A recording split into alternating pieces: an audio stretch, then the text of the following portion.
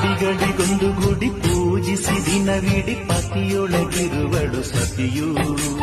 ಸತಿಯು ಅವಳೇ ಮತಿಯು ಅವಳೇ ಬಾಳಿನ ಹಾಡಿಗೆ ಶ್ರುತಿಯು. ಪತಿಯ ಏಳಿಗೆ ಸತಿಯ ಕೈಲಿದೆ.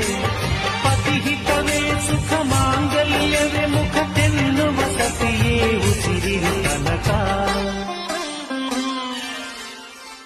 ಸುಮತಿ ಸುಮತಿ ಶ್ರೀಮತಿ ಆರು ಗುಣಗಳೇ ನಿನಗಾರತಿ. ಮನಕ್ಕೆ ಒಡತಿ ಮನೆಗೆ ಗರತಿ.